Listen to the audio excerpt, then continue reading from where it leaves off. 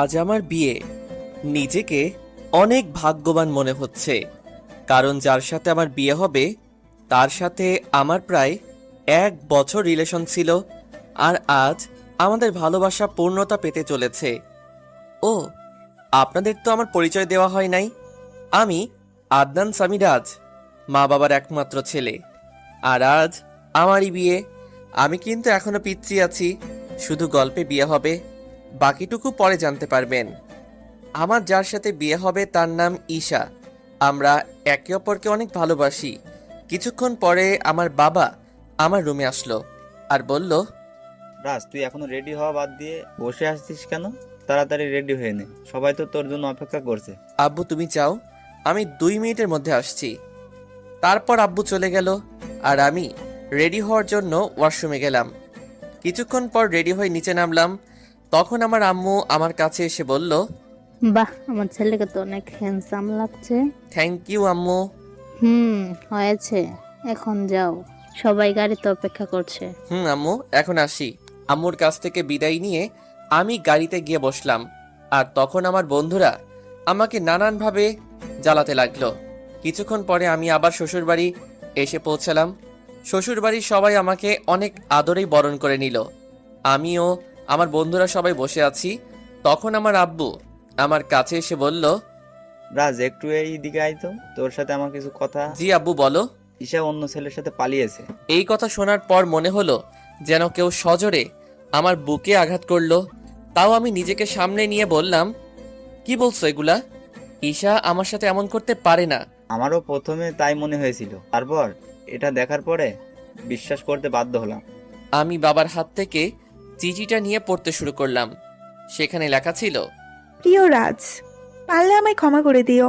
তোমার সাথে রিলেশন চলাকালীন আমি আরেকজনকে ভালোবেসে ফেলি, আর সে বাংলাদেশের সবচেয়ে বড় কোম্পানি এয়ার কোম্পানিতে ম্যানেজার। আর তুমি শুধু একজন সাধারণ কর্মচারী। তাই আমি অনেক ভেবেই সিদ্ধান্ত নিয়েছি যে আমি তোমার সাথে না, মেয়েদের সাথেই বিয়ে করব। তাই আমাকে মাফ করে দিও। ইতি ঈশা। আমি ঈশার চিঠিটা পড়ে হাসলাম আর ভাবতে থাকলাম যে মানুষ টাকার জন্য কত কিছুই না করতে পারে। ঠিক তখন ঈশার বাবা এসে আমার বাবাকে বলল, দেখুন, আমার মেয়ে যা করেছে তার জন্য আমরা অনেক লজ্জিত। তাই বলছিলাম, যদি আমার ছোট মেয়ে নিশিকে আপনার ছেলের সাথে যদি বিয়ে দিতেন। আমার ছেলেকে কি আপনার খেলনা মনে হয় যে যার ইচ্ছে তার সাথে ওর বিয়ে দিব? তখন আমি আমার বাবাকে বললাম যে আমি এই বিয়ে করতে রাজি, তাই যত তাড়াতাড়ি সম্ভব বিয়ের ব্যবস্থা করতে। এর কিছুক্ষণ পরেই আমাদের বিয়ে হয়ে যায়। আর আমার নতুন বউ নিয়ে বাসায় চলে আসি। বাসায় আসার পর আমি সোজা ছাদে চলে যাই আর ভাবতে থাকি আমার জীবনটা কেমন করে হঠাৎ করে বদলে গেল। কি হওয়ার ছিল আর কি হলো। না, এরকম করে চলা যাবে না। কিছুক্ষণ পরে দেখি আমার বাবা আমার পাশে দাঁড়িয়ে আছে আর আমাকে উদ্দেশ্য করে বলল, দেখ রাজ, যা হওয়ার তা তো হয়েই গেছে, এখন আর কিছু করার নাই। তাই বলছিলাম তুই এখন ঘরে যা। আব্বু যাব, তার আগে তোমার সাথে আমার কিছু কথা আছে। এতে অনুমতি নেওয়ার কি আছে? যা বলতে চাস বল। আব্বু, আমি সবকিছুর দায়িত্ব বুঝে নিতে চাই। তুমি সবকিছুর ব্যবস্থা করো, আমি 2 দিন পরে সবকিছু শুরু করব। ও, এই কথা। তুই কিছু চিন্তা করিস না, আমি সবকিছুর ব্যবস্থা করছি। এখন তুই রুমে যা, বৌমা সেই অনেকক্ষণ ধরে অপেক্ষা করছে। তারপর আমি আমার রুমের দিকে এগুতে থাকি আর রুমের দরজার কাছে দাঁড়িয়ে ভাবতে থাকি ঢুকবো কি ঢুকবো না। তারপর কিছু না ভেবে ঢুকে পড়ি। আর ঢোকা মাত্র আমার শালিকা মানে আমার নতুন বউ আমায় সালাম করে। তখন আমি তাকে বলি, দেখো নিশি, তুমি তো জানো আমাদের বিয়েটা কিভাবে হয়েছে। তাই আমি চাই আগে আমরা একে অপরকে ভালোভাবে জানবো, তারপর নতুন জীবন শুরু করব। উত্তরে নিশি শুধু মাথা নড়ালো। তাই বেশি কিছু না বলে নিশিকে বিছানায় আর আমি সোফায় শুয়ে পড়ি আর হারিয়ে যাই ঘুমের রাজ্যে। সকালে একটা মিষ্টি কণ্ঠে ঘুম ভাঙে। তখন আমি চোখ মেলে দেখি নিশি আমায় ডাকছে। আমি ওর দিকে তাকিয়ে নিজের চোখ সরাতে পারছি না, কারণ নিশি মাত্র শাওয়ার নিয়ে বের হলো আর ভেজা চুলে নিশিকে অসাধারণ লাগছে। তখন আবার নিশির কথায় বাস্তবে ফিরি। তাই আমি নিশিকে জিজ্ঞাসা করলাম, কি হয়েছে, এত ডাকছো কেন? নিচে সবাই নাস্তা করার জন্য ডাকছে, আপনাকে আর আমাকে, তাই। ও, তুমি একটু ওয়েট করো, আমি ফ্রেশ হয়ে আসছি। তারপর আমি ফ্রেশ হওয়ার জন্য ওয়াশরুমে যাই। আর যখন বের হয় তখন নিশিকে দেখে ক্রাশ খাই, কারণ আমি বের হয়ে দেখি নিশি একটা নীল শাড়ি পরে আছে, তার সাথে হালকা সাজ। এমনিতেই আমার নীল কালার অনেক প্রিয়। আমি ভালো করে লক্ষ্য করে দেখলাম যে নিশি ভালোভাবে শাড়ি পরতে পারে নাই, কোনো রকম শুধু পেঁচিয়ে রেখেছে। এটা দেখে আমি জোরে হেসে দিলাম। আর তখন নিশি আমার কাছে এসে বলল, এ কি, আপনি পাগলের মতো হাসছেন কেন? কি আমি পাগল? নয়তো কি, পাগল না হলে কেউ এমন করে হাসে? তোমার শাড়ি পরা দেখলে যে কেউ পাগল হয়ে যাবে। দেখুন, একদম হাসবেন না। আমি শাড়ি পরতে পারি না, তাই বলে এইভাবে হাসতে হবে? ঠিক আছে, আর হাসবো না। তার আগে তুমি আমার কাছে আসো, তোমায় ভালো করে শাড়ি পরিয়ে দেই। আপনি শাড়ি পরাতে পারেন? পারি। দাঁড়াও, তোমাকে পরিয়ে দেই।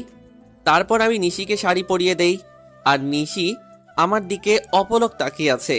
শাড়ি পরানো শেষে আমি নিশির দিকে তাকিয়ে ওর প্রেমে পড়ে যাই, কারণ শাড়িতে নিশিকে অপরূপ সুন্দর লাগছে। আর নিশি দেখতে ঈশার থেকেও অনেক সুন্দর। আমি ওর দিকে তাকিয়ে আছি, এমন সময় নিশি আমাকে বলে, বাহ, আপনি তো দেখছি অনেক ভালো শাড়ি পরাতে পারেন। নিশ্চয়ই আপুকে পরানোর জন্য শিখেছেন। এটা বলেই নিশি নিজের জিহ্বায় কামড় দেয়, কারণ সে ভুল কথা বলে ফেলেছে। আর ঈশার কথা শুনে আমার মন আবার খারাপ হয়ে যায়। তাই আমি নিশিকে বলি, চলো এখন নিচে যাওয়া যাক, সবাই আমাদের জন্য অপেক্ষা করছে। তারপর আমি আর নিশি নিচে যাই। তখন সবাই আমাদের দিকে অবাক হয়ে তাকিয়ে থাকে, কারণ আমিও একটা নীল শেরওয়ানি পরেছি। তারপর আমি আর নিশি খাওয়ার টেবিলে পাশাপাশি বসি।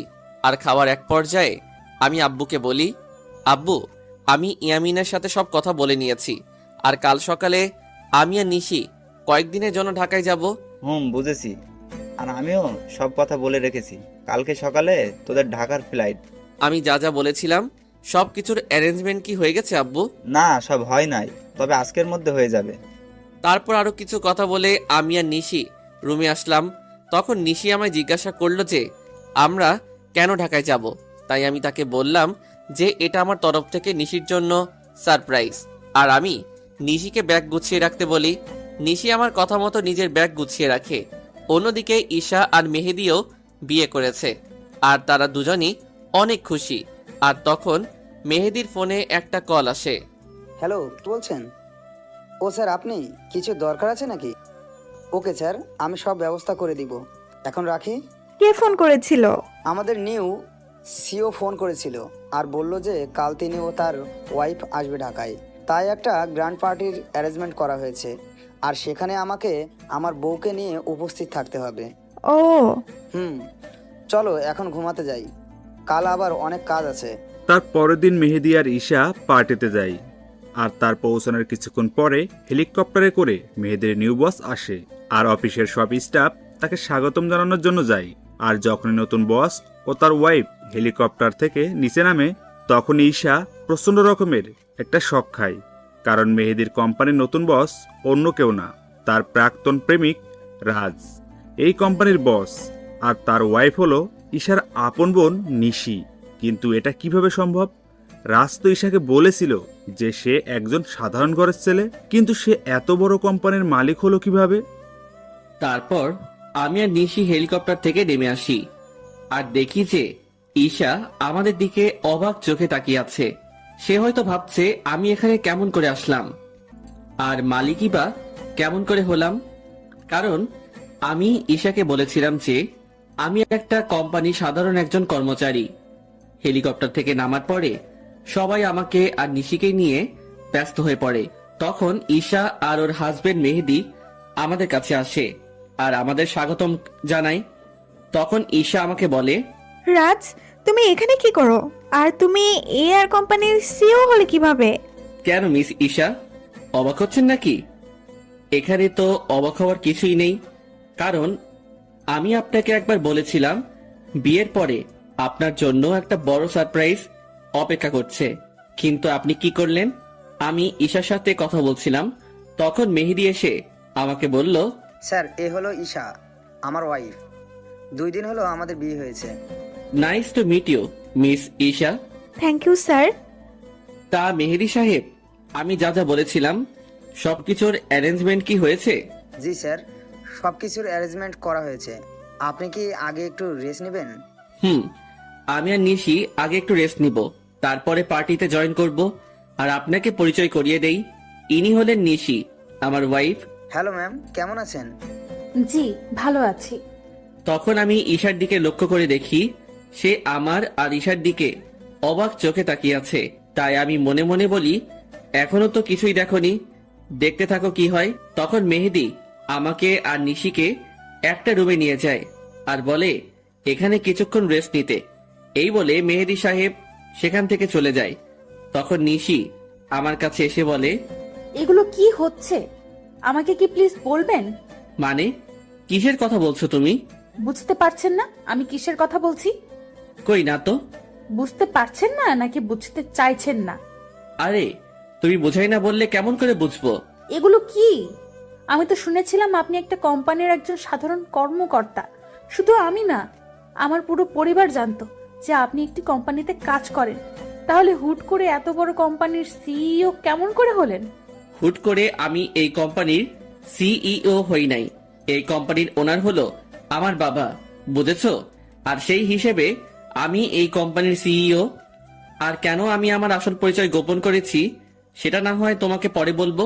সেটা না হয় বুঝলাম, কিন্তু আপনি কেন আপনার আসল পরিচয় গোপন করলেন সেটা আগে বলুন। বললাম তো আমি তোমাকে সব বলবো, তার আগে তুমি কান্না বন্ধ করো। নিশিকে নিজের বুকের মাঝে জড়িয়ে নিয়ে কেন জানি নিশির কান্নাটা আমার সহ্য হলো না। তারপর নিশিও আমায় জড়িয়ে ধরে কান্না করতে থাকলো। এভাবে কিছুক্ষণ নিশি কান্না করলো। তারপর যখন সে বুঝতে পারলো যে সে আমায় জড়িয়ে ধরে আছে, তখন হঠাৎ করে আমায় ছেড়ে দিয়ে বলল, আমি সরি, আসলে আমি বুঝতে পারি নাই, তাই এমনটা করেছি। আসলে আমি একটু ইমোশনাল হয়ে পড়েছিলাম তো তাই। ইটস ওকে নিশি, তুমি গিয়ে ফ্রেশ হয়ে নাও, আমাদের আবার নিচে পার্টিতে যেতে হবে। তারপর নিশি ওয়াশরুমে ফ্রেশ হতে চলে যায়। কিছুক্ষণ পরে নিশি বাহির হয়। তখন আমি ফ্রেশ হওয়ার জন্য ওয়াশরুমে প্রবেশ করি। আর বের হওয়া মাত্র নিশিকে দেখে টাসকি খাই, কারণ নিশিকে নীল শাড়িতে একদম অপসরীর মতো লাগছে, সাথে হালকা মেকআপ, যা দেখে যে কেউ নিশির প্রেমে পড়তে বাধ্য। আমাকে এভাবে তাকিয়ে থাকতে দেখে নিশি আমার চোখের সামনে তুড়ি বাজিয়ে জিজ্ঞাসা করে, এই যে মিস্টার, এইভাবে তাকিয়ে কি দেখছেন? একটা ডানা কাটা পড়ি, নিজের অজান্তেই বলে ফেলি। আর আমার কথায় নিশি বেশ লজ্জা পায়, যা ওর চেহারা দেখে বোঝা যাচ্ছে, কারণ নিশির চেহারা একদম লজ্জায় লাল হয়ে গেছে। তখন আমি বলি, থাক আর লজ্জা পেতে হবে না, এখন তাড়াতাড়ি রেডি হয়ে নাও তো। তখন নিশি আবার রেডি হতে থাকে। আর নিশি যখন লিপস্টিক তার ঠোঁটে দিতে যাবে, তখন আমি তাকে আটকিয়ে বলি যে, তোমাকে এমনি অনেক ভালো লাগছে, এইসব লিপস্টিক আর কোনো দিন দিবা না, ওকে? নিশিও বাধ্য মেয়ের মতো মাথা নাড়ালো। কিছুক্ষণ পরে নিশি আমাকে জিজ্ঞাসা করে যে তাকে কেমন লাগছে। আর আমি তো নিশিকে দেখে ওর প্রায় প্রেমেই পড়ে যাই, কারণ নিশিকে হালকা সাজে একদম পরীর মতো লাগছে। তাই আমি ওর কাছে গিয়ে বলি, সবই ঠিক আছে, শুধু একটা জিনিস ছাড়া। ও, আরে শুনবে তো কি জিনিস? না বললে শুনবো কেমন করে? তোমার গলায় কাজল দেওয়া হয়, তোমাকে কেউ যদি এভাবে দেখে তাহলে সবার নজর লেগে যাবে তো, তাই না? তারপর আমি নিজের হাতে নিশির ঘাড়ে কাজল লাগিয়ে দেই। আর আমার ছোঁয়া পাওয়া মাত্র নিশি কিছুটা কেঁপে ওঠে। আর নিশির এত কাছে গিয়ে আমিও কেমন যেন একটা ঘোরের মধ্যে চলে গেছিলাম। আর নিশিও কিছুটা আমার মতোই হয়ে গেছিল। তখন আমি নিশির মুখটা উপরের দিকে তুলে আমার ঠোঁট ওর ঠোঁটের দিকে এগিয়ে নিয়ে যাই। আর যখনই আমি নিজের ঠোঁট নিশির ঠোঁটের সাথে মেলাবো, তখনই কেউ একজন রুমের মধ্যে প্রবেশ করে। এতে করে নিশি আমার থেকে কিছুটা দূরে চলে যায় আর আমাদের দুজনেরই ঘোরটা কেটে যায়। তাই তখন দেখার চেষ্টা করি যে কে এসেছে, আর তখনই দেখি ঈশা দাঁড়িয়ে আছে। এতে করে আমার রাগটা বেড়ে যায়। তাই আমি ঈশাকে গিয়ে বলি, আপনার কি একটু সাধারণ বুদ্ধিটুকু কি নেই যে একটা সদ্য বিবাহিত দম্পতির রুমে কোনো পারমিশন ছাড়া প্রবেশ করেছেন? আসলে আমি তো জানতাম না ভেতরে কি হচ্ছিল, আর তোমার রুমে ঢুকতে তো আগে কখনো পারমিশন লাগেনি, তাই। ও প্লিজ, আগে কি হয়েছে না হয়েছে I just don't care, but now I am married, so next time knock করে রুমে ঢুকবেন, আন্ডারস্ট্যান্ড? Yes, I understand. কথাটা মনে থাকে যেন। আর কি জন্য এসেছেন সেটা কি জানতে পারি? আমি তোমার কাছে ক্ষমা চাইতে এসেছি, প্লিজ আমাকে মাফ করে দাও। আপনি কিসের জন্য ক্ষমা চাইছেন মিস ঈশা? সেটা কি জানতে পারি? তোমার সাথে করা অন্যায়গুলোর জন্য আমি ক্ষমা চাচ্ছি। কিছু বলতে যাব তখনই নিশি এসে বলে, আপু তুই যা করেছিস তা কত বড় অন্যায় সেটা কি তুই জানিস? জানি। তাহলে কোন মুখে তুই মাফ চাইতে এসেছিস সেটা আমাকে বল। নিশি, বোন আমার, তুই আমাকে ভুল বুঝিস না। আমি তো আমার ভুল বুঝতে পেরেছি, তাই তো আমি ক্ষমা চাইতে এসেছি। আপনি কোনো অন্যায় করেন নাই মিস ঈশা। অন্যায় তো করেছি আমি। আপনার মতো একজন প্রতারককে ভালোবেসেছিলাম। এটার চেয়ে বড় অন্যায় আর কি হতে পারে সেটা বলুন তো। আমি আরো কিছু বলতে যাব, তার আগে আমার ফোনে একটা কল আসে। আমি কলটা রিসিভ করেই নিশিকে বলি যে তাড়াতাড়ি রেডি হয়ে নিতে। আর ফোনটা করেছিল মেহেদি, মানে ঈশার হাজবেন্ড। তারপর আমি ঈশাকে আমার রুম থেকে চলে যাওয়ার জন্য বলি। কিছুক্ষণ পর নিশি বের হয়ে আসে, আর আমি তো নিশিকে দেখে রীতিমতো টাস্কি খেয়ে যাই। কারণ নেভি ব্লু শাড়িতে নিশিকে অসাধারণ লাগছে, তার সাথে হালকা মেকআপও করেছে। আমাকে এভাবে তাকিয়ে থাকতে দেখে নিশি আমাকে বলে, এই যে মিস্টার রাজ, এইখানে দাঁড়িয়ে থাকবেন নাকি নিচেও যাবেন? যাব। আর তোমাকে কিন্তু অনেক কিউট লাগছে মিসেস রাজ। আমার মুখে মিসেস রাজ ডাকটা শুনে নিশি অনেক খুশি হয়, যা ওর মুখ দেখে বোঝা যাচ্ছিল। তখন আমি আবার নিশিকে বললাম, কি হলো, নিচে যাবে না নাকি? তারপর আমি আর নিশি দুজনেই একসাথে নিচে যাই, আর সেখানে থাকা সবাই আমাদেরকে স্বাগত জানায়। তারপর আমি নিশিকে একে একে সবার সাথে পরিচয় করিয়ে দেই, আর সবাই নিশিকে অনেক পছন্দ করে আর অনেক তারিফও করে। এগুলো দেখে ঈশা অনেকটা জেলাস ফিল করে, কারণ এগুলো ঈশা পাওয়ার কথা ছিল, কিন্তু তার লোভের কারণে সে সবকিছু হারিয়েছে। পার্টি শেষ হওয়ার পরে আমি আর নিশি নিজেদের রুমে চলে আসি। আর রুমে আসার পরে নিশি আমাকে বলে, আপনাকে একটা কথা জিজ্ঞাসা করার ছিল, যদি কিছু মনে না করেন তাহলে করব। বলো, তোমার কি বলার আছে? আপনার আর আপুর পরিচয় হলো কিভাবে? বুঝলাম, তাহলে শুনো। তারপর আমি বলতে শুরু করলাম। আমি তখন সবেমাত্র লেখাপড়া শেষ করে দেশে ফিরেছি। তো একদিন আমিও আমার বন্ধুরা মিলে প্ল্যান করলাম কোথাও ঘুরতে যাব, কিন্তু সেটা দেশের ভিতরেই। তাই সবাই মিলে ঠিক করলাম যে সিলেটে যাব। তো সবাই মিলে বেরিয়ে পড়লাম সিলেটের উদ্দেশ্যে। সব ফ্রেন্ড একসাথে যাব, তাই বাসে করে যাচ্ছিলাম। কিন্তু বাসে উঠে বাদে এক বিপত্তি। আমার সব ফ্রেন্ডের সিট এক জায়গায় পড়েছিল, আর আমার সিট পড়েছিল এক মেয়ের সাথে। তাই কিছু করার না থাকায় বাধ্য হয়ে ওই সিটে বসে পড়ি। কিছুক্ষণ পরে যখন মেয়েটি আসে, আমি তার দিকে তাকিয়ে রীতিমতো টাসকি খাই, কারণ এত সুন্দরী মেয়ে আমি এর আগে কখনো দেখি নাই। মেয়েটি পরেছিল একটা নেভি ব্লু লং 3 পিস, তার সাথে ম্যাচিং জুয়েলারি, সাথে হালকা সাজ। দেখে মনে হচ্ছিল জান্নাতের অপ্সরী। আমি তার দিকে এক ধ্যানে তাকিয়েছিলাম। আমার এভাবে তাকানো দেখে মেয়েটি বলে ওঠে, এই যে মিস্টার, দেখা শেষ হইলে আমাকে বসার জায়গাটা দিন। মেয়েটি কিছুক্ষণ পরে আমায় জিজ্ঞাসা করে, হাই, আমি ঈশা। আপনার নামটা কি জানতে পারি? আমি রাজ। বাহ, চেহারার সাথে নামেরও মিল আছে। সিলেট যাচ্ছেন নিশ্চয়? আপনি কেমন করে জানলেন? এমন আবল তো জীবনেও দেখি নাই। সিলেটের বাসে করে মানুষ অন্য কোথাও কি যাইতে পারে বলেন তো? এটাই আপনি বুঝবেন না মিস্টার। রাগ তোর বুঝাবুঝি। ও, হুম তখন আমি তাকে বললাম যে, আপনি কি একাই যাচ্ছেন নাকি? উত্তরে সে বলল, একা কেন যাব? আমার সাথে তো আপনি আছেন, তাই না? আপনি যদি চান তাহলে সত্যি যেতে পারি। মনে মনে বললাম, কিছু বললেন? কই না তো। ও, আমি মনে করেছিলাম হয়তো কিছু বললেন। না, আমি তো কিছুই বলি নাই। তা সিলেটে কোথায় যাচ্ছেন? এই তো ফ্রেন্ডসদের সাথে ঘুরতে যাইতেছি। আর আপনি? আমিও তো ফ্রেন্ডের সাথে যাচ্ছি। আপনি কি স্টুডেন্ট নাকি জব টপ করেন? আমি হলাম, আপনি হলেন কি? না, আসল পরিচয়টা দেওয়া যাবে না। আমি একটা সফটওয়্যার কোম্পানিতে জব করি। মিথ্যা পরিচয় দিলাম। ও, তারপর ঈশার সাথে আরো অনেক কথা হলো। তখন জানতে পারলাম সে অনার্স 2য় বর্ষের ছাত্রী। এইভাবেই আমাদের পরিচয় হয়। তারপর পরিচয় থেকে ভালোবাসা। আমি আর ঈশা অনেক ভালো ফ্রেন্ড হয়ে গেছিলাম। আমরা সিলেট থেকে ফিরে এসেও একে অপরের সাথে যোগাযোগ করতাম। একদিন আমি ঈশাকে প্রপোজ করি, আর ঈশাও সেটা অ্যাকসেপ্ট করে। কিন্তু রিলেশনে থাকা অবস্থায়ও আমি আমার আসল পরিচয়টা ঈশাকে জানাইনি। আমি চেয়েছিলাম ঈশাকে এটা সারপ্রাইজ দিব, কিন্তু পরে যে আমি নিজে সারপ্রাইজ হয়ে যাব এইটা ভাবতে পারি নাই। কথাগুলো বলে নিজের অজান্তেই আমার চোখ দিয়ে পানি বের হয়ে গেছিল। সেটা বুঝতেই পারি নাই। আমি কিছুক্ষণ পরে নিশির দিকে লক্ষ্য করে দেখি সেও কান্না করছে। তখন আমি তাকে বলি, এ কি, তুমি কান্না করছো কেন? আপনি আপুকে এতটা ভালোবাসতেন, আর আপু আপনার সাথে কি করলো? যা হওয়ার তা তো হয়ে গেছে, আর এখন তুমি আমার স্ত্রী, এটাই সত্যি। আর আমি চাই এই সম্পর্কটা ভালোভাবে নিভাতে।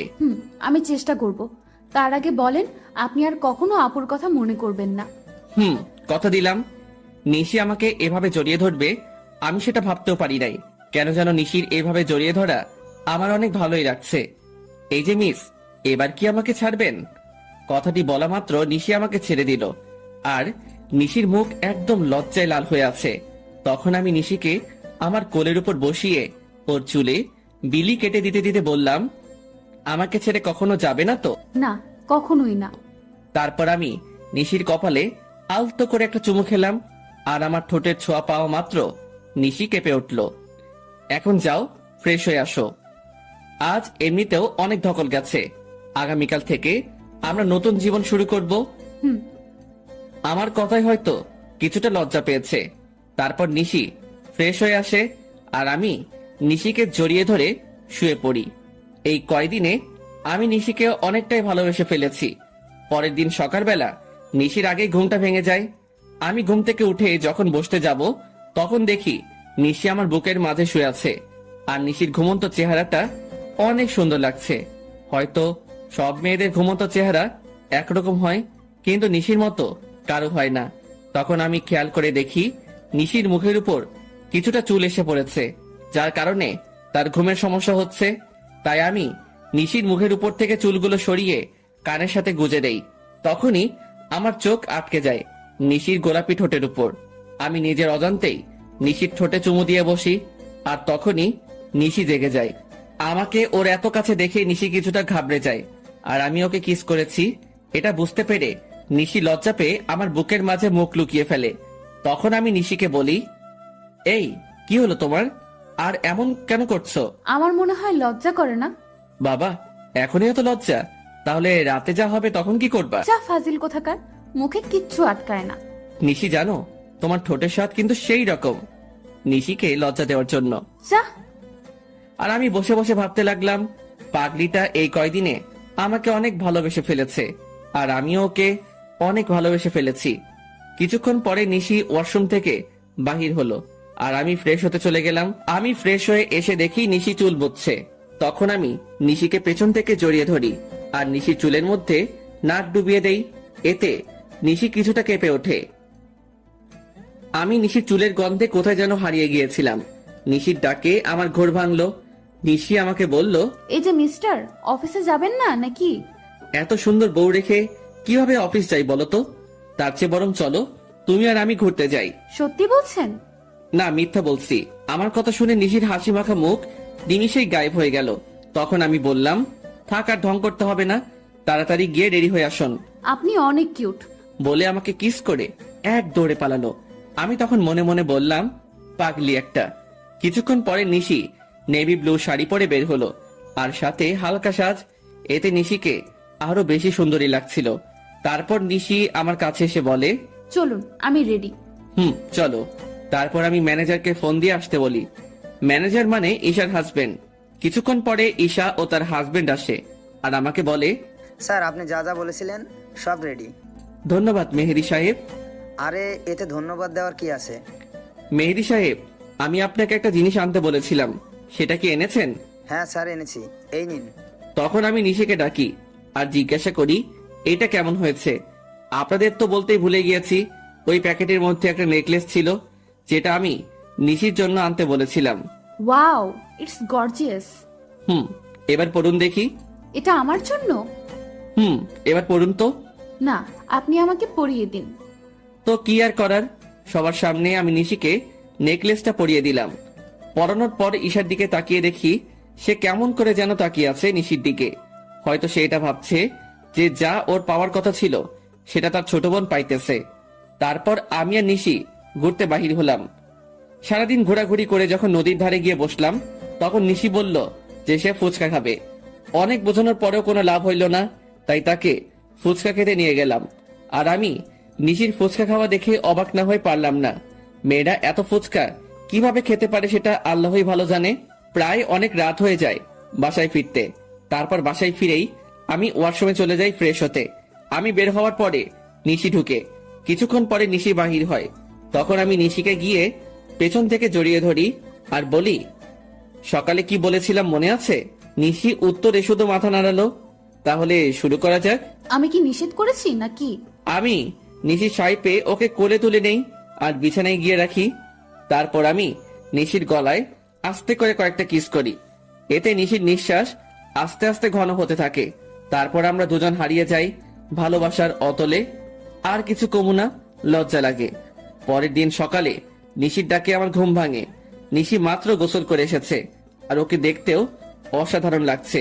তাই আমি নিশিকে এক টানে আমার বুকের উপর নিয়ে আসি। তখন নিশি বলে, সারা রাত দুষ্টামি করেও হয় নাই, এখন আবার শুরু করেছেন? তাড়াতাড়ি রেডি হয়ে অফিস যান। ওকে বাবা, আমি যাইতেছি।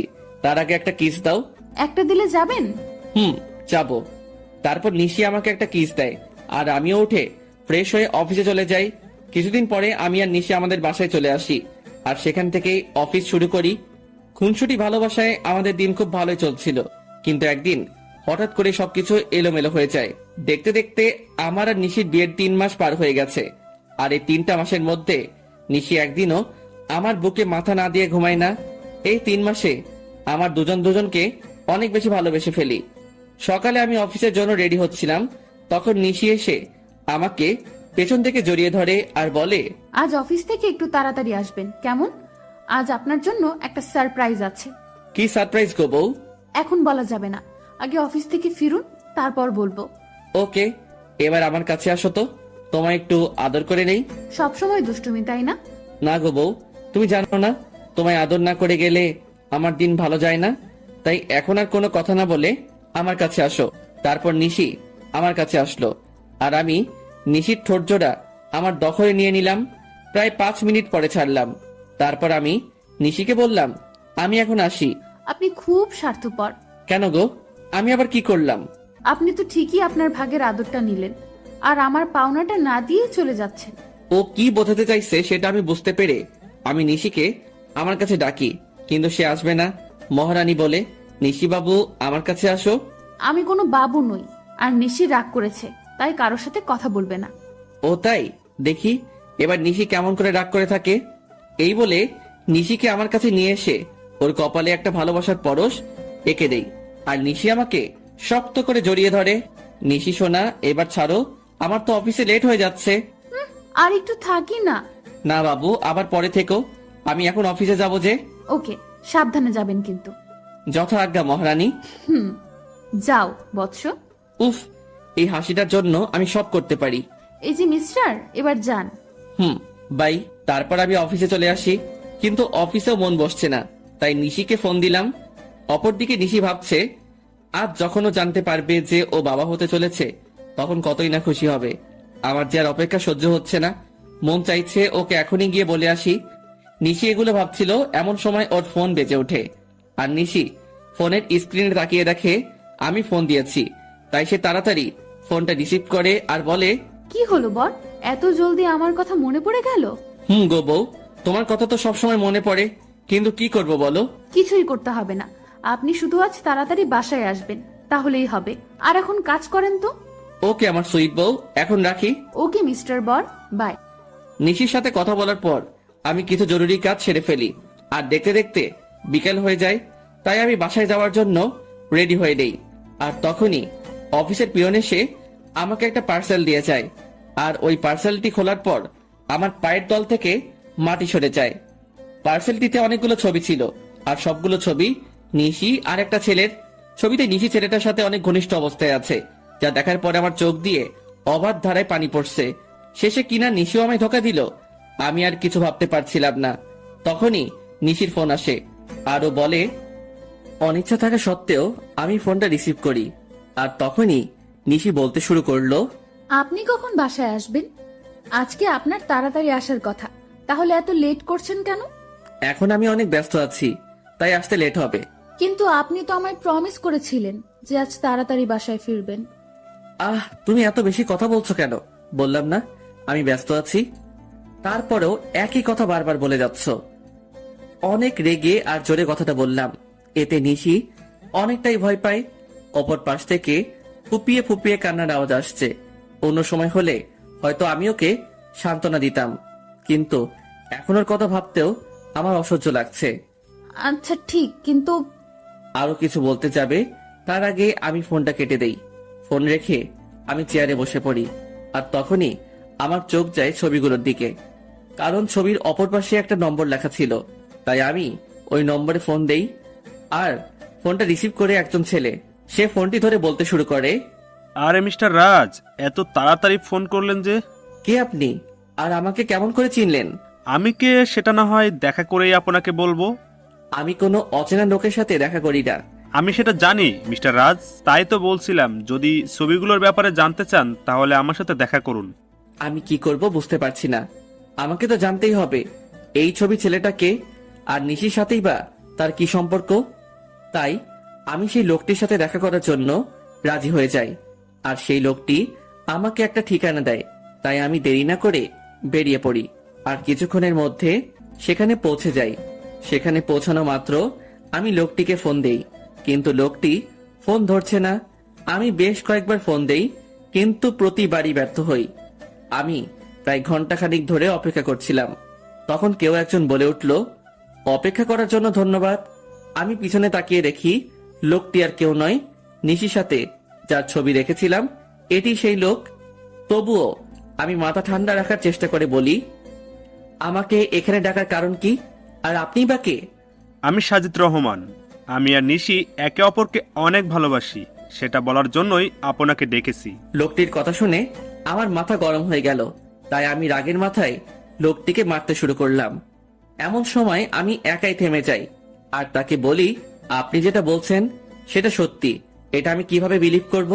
সেজন্যই তো আমি আপনাকে ছবিগুলো পাঠিয়েছি, আর এখন বিলিভ করা আর না করা সেটা আপনার ব্যাপার। আমি কি বলবো কিছু ভেবে পাচ্ছিলাম না, কারণ ছবিতে নিশি আর সাজিদকেই দেখা যাচ্ছে। তাই আর কথা না বাড়িয়ে লোকটিকে বললাম, নিশি যদি আপনাকে ভালোবাসে তাহলে সে আপনাকে কেন বিয়ে করলো? বিয়েটা কিভাবে হয়েছে সেটা আপনি নিশ্চয় জানেন রাজ। তাহলে নিশি কেন 3 মাস আমার সাথে থাকলো? সেটার কারণ আছে, আর কারণটা হলো আপনার সম্পত্তি। আর আপনারা যেদিন ঢাকায় যান সেদিন আমার আর নিশির পালানোর কথা ছিল, কিন্তু যখন আমরা জানতে পারলাম যে আপনি একজন স্বনামধন্য ব্যবসায়ী, তখন আমি আর নিশি আপনার সম্পত্তি হাতিয়ে নেওয়ার প্ল্যান বানাই। লোকটির কথা শুনে আমার কষ্টের মাত্রাটা আরো বেড়ে গেল, কারণ প্রথমে টাকার জন্য ঈশা আমার সাথে বেইমানি করলো, আর এখন আমি যাকে সবচেয়ে বেশি ভালোবাসি সেও আমার সাথে। না, আর কিছু ভাবতে পারছি না। তাই আমি হোটেল থেকে বের হয়ে আসি, আর আমার উকিলকে ফোন দিয়ে ডিভোর্স পেপারটা তৈরি করতে বলি। তাও মাত্র 1 ঘন্টার মধ্যে। উকিলের কাছ থেকে ফিরতে ফিরতে প্রায় রাত 1টা বেজে যায়।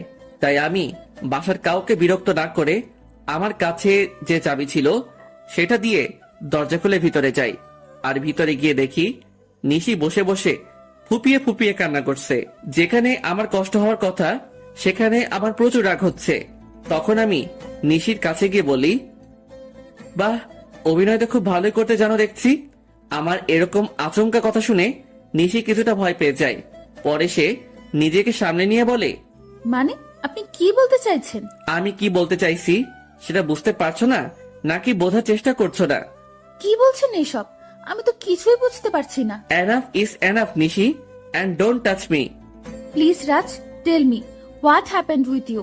Please tell me. আর কত অভিনয় করবে নিশি, আর কত? আমি অভিনয় করছি। হ্যাঁ, তুমি অভিনয় করছো, তার প্রমাণ এগুলো। নিশি ছবিগুলো দেখে আরো কান্না শুরু করে দিল, আর আমাকে এসে জড়িয়ে ধরলো। কিন্তু আমি এবার রাগটা কন্ট্রোল করতে না পেরে নিশিকে সজোরে একটা চড় মারি। এই প্রথম আমি ওর গায়ে হাত তুললাম, আর তোকে না বললাম তুই আমাকে ছুবি না, তাও কেন আমাকে ছোঁয়ার চেষ্টা করছিস? আর এই নে, তুই যার জন্য এত অভিনয় করেছিস, আমার সমস্ত সম্পত্তি আমি তোর নামে লিখে দিয়েছি, আর আমাকেও মুক্তি দে। তারপর আমি ওর দিকে ডিভোর্স পেপার আর সম্পত্তির পেপারস এগিয়ে দেই। তখন নিশি বলে, বেশ, আপনি যখন আমার থেকে মুক্তি চান তবে তাই হোক। এই বলে নিশি ডিভোর্স পেপারে সাইন করে দেয়। আর শুনুন মিস্টার রাজ, আপনার সম্পত্তির আমার কোনো প্রয়োজন নেই, তাই এগুলো আপনার কাছেই রাখুন। কথাগুলো বলে নিশি কান্না করতে করতে বাড়ি থেকে বের হয়ে গেল। আমার অনেক ইচ্ছা হচ্ছিল ওকে আটকাবার, কিন্তু সেই অধিকারটা আর আমার নেই। এখন নিশিকে ছাড়াই আমাকে থাকতে হবে। 1 বছর পর নিশি আমায় ছেড়ে গেছে, প্রায় 1 বছর হলো। এই 1 বছরে এমন কোনো রাত নেই যে রাতে আমি নিশির জন্য চোখের জল ফেলি নাই। কিন্তু এই 1 বছরে আমি নিশির কোনো খোঁজ করি নাই, হয়তো রাগের বশে। এই 1 বছরে আমি কারোর সাথে ভালো করে কথা বলি নাই। সারাদিন অফিসের কাজে নিজেকে ব্যস্ত রেখেছি, আর রাতে নিশির সাথে কাটানো মুহূর্তগুলো ভেবে কষ্ট পেয়েছি। প্রতিদিন ওর মতো আজ সকালে অফিস যাচ্ছিলাম, তখন আম্মু এসে আমায় বলল, বাবা রাজ, আর কতদিন নিজেকে এভাবে কষ্ট দিবি বল? যার জন্য এত কষ্ট পাচ্ছিস সে কি 1 বছর একবার তোর খবর নিয়েছে? আহ আম্মু, এত ঘুরিয়ে পেঁচিয়ে কথা না বলে কি বলতে চাও সেটা বলো তো। বলছিলাম কি, তুই এবার একটা বিয়ে করে নে। আর কতদিন নিজেকে এভাবে কষ্ট মাঝে রাখবি বল? আমি তোমায় আগেও বলেছি আর এখনো বলছি, আমি কোনো বিয়ে করতে পারবো না। তোকে আমার দিব্যি, তুই আর বিয়ে তো অমত করবি না। কিন্তু আম্মু। আর কোনো কিন্তু নয়। আচ্ছা ঠিক আছে, তুমি যখন বলছো তখন তাই হোক, কিন্তু আমাকে এসবের মধ্যে টানবে না, আর বিয়েটা যাতে একদম সাধারণভাবে হয়। আচ্ছা, তুই যা বলবি তাই হবে। আসলে আমি আম্মুর মুখের দিকে তাকিয়ে বিয়েতে রাজি হলাম, কারণ এই 1 বছর আম্মু অনেক কষ্ট পেয়েছে। তারপর আমি অফিসে চলে আসি, কারণ আজ অফিসে নতুন পিএ নেওয়া হবে। ওর আমি আমার কেবিনে চলে যাই আর ম্যানেজারকে ডাকি। May I come in sir? Yes, come in. Sir, আপনার পিএর জন্য 3 জনকে সিলেক্ট করা হয়েছে, যদি আপনি একবার দেখে নিতেন। অবশ্যই দিন, আমি দেখতেছি। আমি ফাইলগুলো চেক করছিলাম, এমন সময় আমার চোখ আটকে গেল একটা ফাইলে। তাই আমি ম্যানেজারকে বললাম, ম্যানেজার সাহেব, এই মেয়েটিকে নিন, আর তার আগে কন্ট্রাক্ট পেপার সাইন করিয়ে নেবেন। Okay, I take leave now. Sure, you can. সেদিনকার মতো অফিসের সমস্ত কাজ শেষ করে বাসায় আসলাম, আর আসামাত্র আম্মু বলল, আমি একটা মেয়ে পছন্দ করছি, যদি তুই একবার দেখে নিতি। তার কোনো দরকার নেই, আর আমি বিয়েটা 1 মাস পরে করতে চাই। কিন্তু তুই। প্লিজ আম্মু, একটু বোঝার চেষ্টা করো। আচ্ছা ঠিক আছে। তারপর আমি আমার রুমে চলে আসলাম আর ফ্রেশ হয়ে ঘুমিয়ে পড়লাম। যদিও জানি ঘুম আসবে না, তবুও ঘুমানোর ব্যর্থ চেষ্টা করলাম, কারণ এখন রাতে আর ঘুম আসে না। যদিও আসে, তাও নিশির সাথে কাটানো মুহূর্তগুলো মনে হয় ভেঙে যায়। কোনোভাবে রাতটা পার করলাম। পরের দিন সকালে ঘুম থেকে উঠে ফ্রেশ হয়ে অফিসে চলে আসলাম। এসে দেখি আমার নিউ পিএ এখনো অফিস আসে নাই। তাই ম্যানেজারকে বলে আসলাম সে আসলে আমার সাথে দেখা করতে বলতে। তারপর আমি আমার কেবিনে চলে গেলাম। কিছুক্ষণ পরে কেউ আমার কেবিনের দরজা নক করলো, তাই আমি পেছন ফিরে বসলাম। May I come in sir? Yes, come in. আসলে স্যার, আমি আসার সময় জেমে আটকা পড়ে গেছিলাম, তাই আসতে লেট হইল। কিন্তু স্যার, আর কোনো দিন লেট হবে না। তাই বুঝি। এবার ওর দিকে ফিরে তাকালাম, আর সে আমাকে দেখে ভূত দেখার মতো চমকে উঠলো। মনে হয় সে আমাকে এখানে আশা করে নাই। আ- আ- আপনি এখানে? আমি অন্য কারো থাকার কথা ছিল বুঝি, মিস নিশি। আপনাদের তো বলাই হয়নি আমার বিয়ে হলো নিশি। এটা তো আপনার অফিস না, তাহলে এখানে কেমন করে আসলেন? আপনার বোধহয় কোথাও ভুল হচ্ছে, কারণ এই অফিসের ওনার আমি। হয়তোবা হতে পারেন, তবে আমি এই অফিসে জব করতে পারবো না। কথাগুলো বলেই নিশি চলে যাচ্ছিল, তাই আমি ওকে থামিয়ে বলি, excuse me miss Nishi, without my permission আপনি যেতে পারবেন না। What the hell are you talking? আমি ঠিক কথাই বলছি। আর এইটা দেখুন, 2 বছরের আগে আপনি এই কোম্পানি ছাড়তে পারবেন না, আর যদিও ছাড়তে চান তাহলে আমার পারমিশন নিতে হবে। কিন্তু আমি এই মুহূর্তে আপনাকে পারমিশন দিচ্ছি না, সো আপনি এখন যেতে পারেন। প্রয়োজন পড়লে আমি আপনাকে ডেকে নিব। Okay sir. তারপর নিশি ওর কেবিনে চলে যায়। আমার আর ওর কেবিন প্রায় পাশাপাশি, তাই আমি ওকে দেখতে পাচ্ছিলাম। অন্যদিকে নিশি নিজের কেবিনে এসে ভাবে, কেন যে সেদিন সাইন করার আগে কন্ট্রাক্ট পেপারটা ভালোভাবে পড়ে নিলাম না, আর উনি কেন আবারও আমার সামনে আসলেন। ভালোই তো ছিলাম এই 1 বছর ওনাকে ছাড়া। এমন সময় নিশির ফোনে কল আসে, আর ফোনটা ধরা মাত্র নিশি কিছুটা বিচলিত হয়ে যায়। ফোনের ওপাশ থেকে কেউ কিছু হয়তো বলল। আমি বসে আমার কাজ করছিলাম, এমন সময় নিশি আমার কেবিনে আসে আর বলে, স্যার, একটা কথা বলার ছিল। বলেন।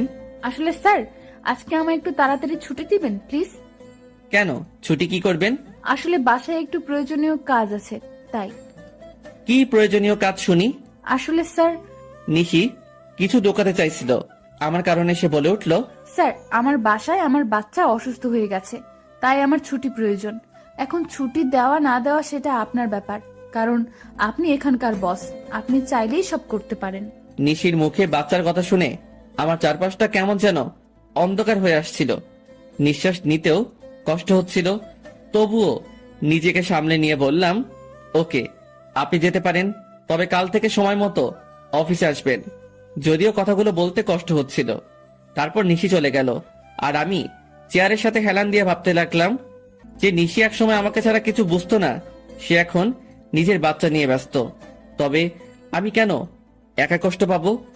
নিশি যখন পেরেছে আমাকে ছেড়ে থাকতে, নিশি যদি আমাকে ছাড়া থাকতে পারে, তবে আমি কেন পারবো না? এসব ছাইপাশ ভাবতে ভাবতেই বিকেল হয়ে যায়। তাই আমি আর বেশি না ভেবে অফিস থেকে বেরিয়ে পড়ি আর সোজা বাসায় চলে আসি। আমাকে এত তাড়াতাড়ি বাসায় ফিরতে দেখে আম্মু আমার কাছে আসে আর বলে, কিরে বাবা, আজ এত তাড়াতাড়ি বাসায় আসলি যে? শরীর ঠিক আছে তো? আম্মু আমার কিছুই হয়নি, অফিসে মন বসছিল না, তাই তাড়াতাড়ি চলে আসলাম। ওহো আচ্ছা, তুই ফ্রেশ হয়ে আয়, আমি তোর খাবার রেডি করছি। আম্মু আমার তোমাকে কিছু বলার আছে। আগে ফ্রেশ হয়ে আয়, তারপর। তাই আমি আর কোনো কথা না বাড়িয়ে ফ্রেশ হতে নিজের রুমে চলে যাই। তারপর ফ্রেশ হয়ে নিচে এসে দেখি আম্মু খাবার নিয়ে আমার জন্য অপেক্ষা করছে। তাই আমি গিয়ে বসে পড়ি আর আম্মুকে বলি, আম্মু তুমি পরশুদিন বিয়ের কথা বলছিলে না?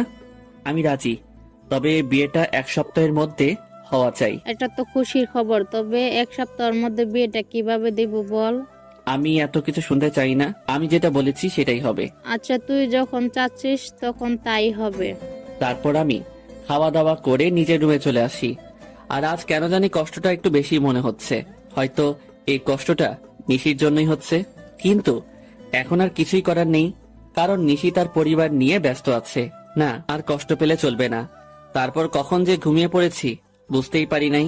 পরের দিন সকালে রেডি হয়ে খাওয়ার টেবিলে বসেছিলাম, এমন সময় আম্মু এসে বলল, আমি মেয়ের বাবার সাথে কথা বলছি, তারা বলছে তাদের কোনো সমস্যা নেই, তবে তুই যদি একবার মেয়ের সাথে দেখা করে নিতি তাহলে। দেখো আম্মু, আমি তোমায় আগেও বলেছি যে এই বিয়েটা আমি শুধু তোমার কথাই করছি, তাই আমাকে আর এর মধ্যে জড়িও না। আচ্ছা ঠিক আছে, তাহলে আজ থেকে বিয়ের অ্যারেঞ্জমেন্ট শুরু করতে হবে, কারণ হাতে তো বেশি সময় নেই। তোমরা যা বুঝো তাই করো। আমি এখন অফিসে গেলাম। তারপর আমি অফিসে চলে আসি। অফিসে আসা মাত্র সবাই আমাকে কংগ্রেস জানাতে থাকে। মনে হয় আম্মুই বিয়ের ব্যাপারে সবাইকে জানিয়েছে। তাই আমি আর কিছু না ভেবে নিজের কেবিনে চলে আসি। আর এদিকে অফিসে সবাই মিষ্টি খাচ্ছে আমার বিয়ে উপলক্ষে। এমন সময় নিশি অফিসে আসে আর আমার এক স্টাফ নিশিকে মিষ্টি খাওয়াই দেয়। তাই নিশি বলে, আরে আগে বলবে তো এটা কিসের মিষ্টি? আমাদের স্যারের বিয়ে ঠিক হয়েছে, তাই আমার বিয়েটা সামনের সপ্তাহে হবে।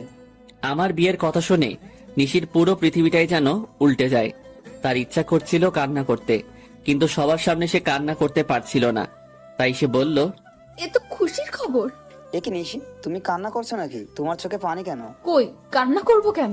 আসলে চোখে কি যেন পড়েছে। নিশি ওয়াশরুমে যাওয়ার বাহানায় সেখান থেকে চলে আসে আর ওয়াশরুমে গিয়ে কান্না শুরু করে আর বলতে থাকে, কি এমন অন্যায় করেছিলাম যার জন্য আমি আমার ছেলে এত শাস্তি পাচ্ছি? এখন তো আমার ছেলের বাবা থাকতেও অনাথ। ম্যাডাম, মেহমেদ বাবুর তো জ্বর আরো বেড়েছে। আমি কি করব কিছুই বুঝতে পারছি না। তুমি বাবুকে একটু ঘুম পাড়ানোর চেষ্টা করো, আমি কিছুক্ষণ পর আসছি।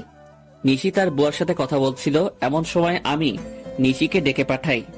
তখন নিশি এসে বলে, may I come in sir? Yeah coming. Sir আমাকে ডেকেছিলেন? তুমি মনে হয় স্টাফদের কাছ থেকে শুনেছো, তবুও তোমায় বলছি, নেক্সট উইক আমাদের বিয়ে। স্যার শুনেছি। কথাটি বলার সময় নিশি গলাটা ধরে আসছিল আর ওর চোখের কোণায় পানিও জমতে শুরু করেছিল, যা আমার চোখ এড়াই নাই। আমি যাচ্ছি, আমার বিয়ের সকল অ্যারেঞ্জমেন্ট তুমি করো, যদি তোমার আপত্তি না থাকে। না স্যার, আমার কোনো আপত্তি নেই। আর আমি তো আপনার বিয়ে, এগুলো করা আমার কর্তব্য। তাহলে কাজে লেগে পড়ুন।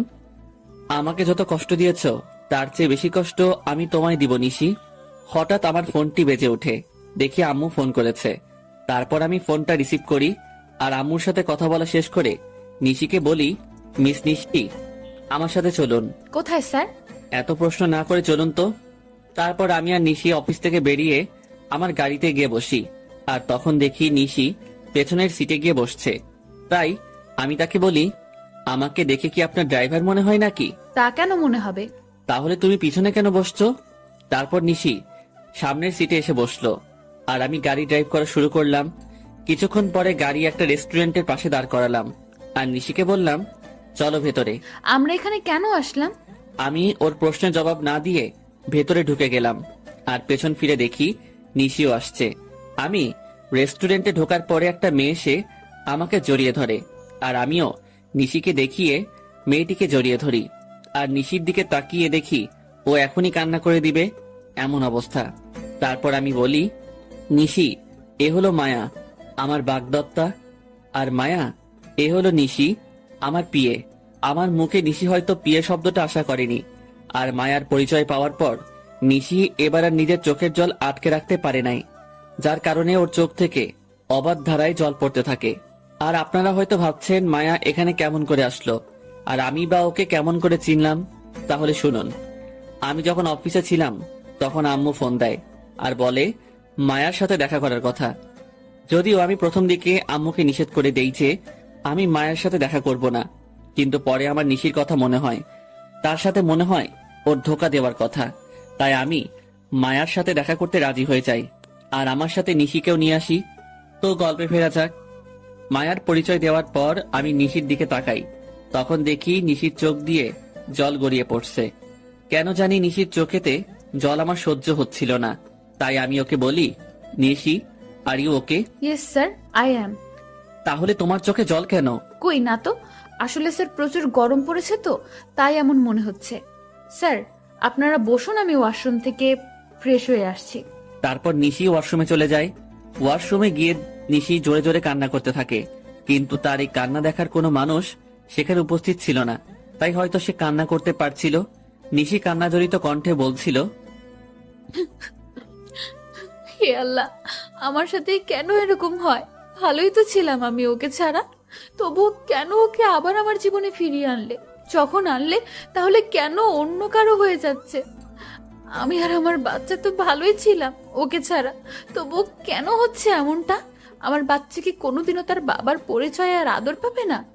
কিন্তু নিশি কোনোভাবেই নিজের কান্না থামাতে পারে না। কিন্তু সে তার বাচ্চার কথা ভেবে নিজেকে শক্ত করে আর বোঝায় তার বাবুর জন্য হলেও নিজেকে শক্ত রাখতে হবে। প্রায় আধা ঘন্টা পরে নিশি ওয়াশরুম থেকে বের হয় আর রাজ তার চেহারা দেখে রীতিমতো ভয় পেয়ে যায়, কারণ তার চোখগুলো লাল হয়ে আছে, তার সাথে ফুলেও আছে। তার মানে নিশি এতক্ষণ কান্না করছিল, কিন্তু নিশির কান্না করার তো কোনো কারণ এখানে নেই। তবু সে কেন কান্না করছিল আমি কিছুই বুঝতে পারছিলাম না। তখন নিশি আমাদের কাছে আসলো আর চেয়ারে বসে পড়ল। আর আমি রেস্টুরেন্টের একজন স্টাফকে ডেকে খাবার অর্ডার করলাম। কিছুক্ষণ পর খাবার আসলো। আমি নিশিকে দেখানোর জন্য মায়াকে নিজের সাথে খাইয়ে দিচ্ছিলাম। আর এটা দেখে নিশি আর ঠিক থাকতে পারল না, তার চোখগুলো আবার জলে ভরে গিয়েছিল। তাই সে এগুলো আড়াল করার জন্য বলল, স্যার আমার এখন যেতে হবে, এমনি তো আমার অফিস টাইম শেষ হয়ে গেছে। তুমি তো কিছুই খেলে না, খাওয়া শেষ করে তারপর যাও। না স্যার, এখন আর খাইতে মন চাচ্ছে না। ওকে, তাহলে যাও। আর কাল থেকে আমার বিয়ের অ্যারেঞ্জমেন্টের সকল কাজ শুরু করে দিও। যদি কারো সাহায্য প্রয়োজন হয় তাহলে আমাকে বইলো। ঠিক আছে স্যার, আমি এখন আসি। তারপর নিশি চলে যায় আর আমিও মায়া কিছু গল্প করতে থাকি। যদিও মায়ের সাথে কথা বলার কোনো ইচ্ছা আমার নাই, তাও আম্মুর কথা ভেবে বলছিলাম। অন্যদিকে নিশি বাড়িতে গিয়ে নিজের ছেলেকে জড়িয়ে ধরে কান্না শুরু করে দেয় আর বলতে থাকে, তোর বাবা খুব পচা, আমাকে একটুও বিশ্বাস করে না, এমনকি তোকেও ভালোবাসে না। তাই তো আজ অন্য একটা মেয়েকে নিজের হাতে খাইয়ে দিচ্ছিল, কিন্তু একদিন আমাকে বলেছিল আমাকে ছাড়া আর কোনোদিন কোনো মেয়েকে টাচ করবে না। আমি আর মায়া কিছুক্ষণ গল্প করার পরে রেস্টুরেন্ট থেকে বের হয়ে আসি আর মায়া তার গাড়িতে করে বাসায় চলে যায়। আমি যখনই নিজের গাড়িতে উঠতে যাব তখনই কেউ আমার নাম ধরে ডাক দেয়। পেছন ফিরে দেখি নিশির বেস্ট ফ্রেন্ড মিম। তাই আমি তাকে বলি, কেমন আছো মিম, আর দেশে কবে ফিরলে? ভালো আছি ভাইয়া, আর কিছুদিন হলো দেশে ফিরেছি। নিশি কেমন আছে? আর ওকে আমি ফোন দেই, কিন্তু ওর ফোন বন্ধ দেখায় কেন? নিশি কেমন আছে সেটা নিশি হয়তো ভালো জানে। আপনার কথা মানে বুঝলাম না। আর নিশি তো আপনার স্ত্রী, তাহলে কেমন সেটা আপনি জানাবেন না কেন? নিশি আমার স্ত্রী ছিল, কিন্তু এখন নেই। কি বলছেন এগুলো? কি আমি তো কিছুই বুঝতে পারছি না। এখানে না বোঝার তো কিছুই নেই, মানে আমি আর নিশি আলাদা হয়ে গেছি। কিন্তু কেন? আপনারা তো দুজন দুজনকে ভালোবাসেন। শুনতে চাও কেন? তাহলে শুনো। তারপর আমি 1 বছর আগের সকল ঘটনা মিমকে বলি, আর ওই ছবিগুলো মিমকে দেখাই। আর মিম এগুলো দেখে আমায় যে কথা বলে, সেগুলো শুনে আমার পুরো শরীরটা কাঁপতে থাকে।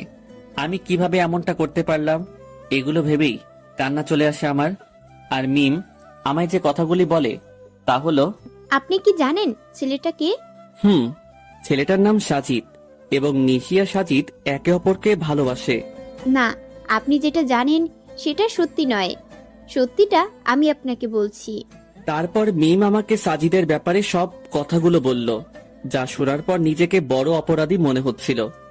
মিম বলল যে আমি আর নিশি একই ভার্সিটিতে পড়তাম আর একই ডিপার্টমেন্টে, যার কারণে আমার আর ওর মধ্যে খুব ভালো বন্ধুত্ব হয়ে যায়। আমরা দুজন সব সময় একসাথে থাকতাম। একদিন আমি আর নিশি ভার্সিটি ক্যাম্পাসে বসেছিলাম, তখন একটা ছেলে এসে নিশিকে প্রপোজ করে, কিন্তু নিশি তাকে না বলে দেয়। আমি এর কারণ জানতে চাইলে নিশি জবাবে বলে যে তার ভালোবাসা শুধু তার বরের জন্য। তাই আমি নিশিকে আর কিছুই আজ করিনি। তারপর কি হলো? ওই ছেলেটির নামই ছিল সাজিদ, কিন্তু নিশি মানা করার পরেও সে নিশির পিছু ছাড়ে নাই। তাকে প্রতিদিন বিরক্ত করত, কিন্তু নিশি কিছুই বলতো না। আর একদিন সাজিদ এসে হঠাৎ নিশির হাত চেপে ধরে, এবং সেদিন নিশি আর সহ্য করতে না পেরে পুরো কলেজের সামনে সাজিদের গালে চড় মারে। কিন্তু সাজিদ সেদিন যাওয়ার আগে বলেছিল যে সে নিশিকে সুখে থাকতে দিবে না, আর আজ দেখুন তার কথাই সত্যি হলো। আমি এখন কি করব কিছুই বুঝতেছিলাম না, কারণ আমার যে করার মতো কিছুই নেই। আমি যে নিশির সাথে বড় অন্যায় করেছি। মিম কান্না থামিয়ে আমাকে বলল, আপনি কি জানেন, আপনি যখন নিশিকে তাড়িয়ে দেন তখন তার পেটে আপনার সন্তান ছিল? মানে কি বলছো তুমি? হ্যাঁ, আমি ঠিকই বলছি। আপনি যখন ওকে অপমান করে তাড়িয়ে দেন তখন সে আপনার সন্তানের মা হতে যাচ্ছিল। আর এটা নিয়ে সে কতটা খুশি ছিল সেটা আপনাকে বলে বোঝানো যাবে না। সে আপনাকে বলার আগে আমায় ফোন দিয়েছিল আর বলেছিল যখন সে আপনাকে এই কথাটি বলবে তখন আপনার রিয়াকশন কেমন হবে, এটা ভেবেই সে অনেক খুশি ছিল। কিন্তু সে আপনি কি করলেন? মানে নিশির সন্তানের বাবা আমি, আর আমি তাকে কি না কি ভেবেছিলাম। এখন কান্না করে আর কি হবে? যা হওয়ার তা হয়ে গেছে। এখন আর এগুলো ভেবে কি করবেন? না, এখনো কিছু হয় নাই। সত্যি বলছেন? নিশি এখনো এই শহরেই থাকে? কিন্তু তোমাকে আমার জন্য একটা কাজ করতে হবে, যাতে আমি আবার নিশিকে ফিরে পাই। কি করতে হবে আমায় বলুন। তারপর আমি মিমকে আমার প্ল্যান বলি, আর সেও রাজি হয়ে যায়। তাই আমিও নিজের বাসায় চলে আসি। বাসায় আসার পর আম্মু আমাকে বলে, বাবা মেয়েকে তোর কি পছন্দ হয়েছে? আম্মু আমি এই বিয়েটা করতে পারবো না। তুই কিন্তু আমায় কথা দিয়েছিস। আমি কেমন করে এই বিয়ে করব বলো? কেন করবি না শুনি?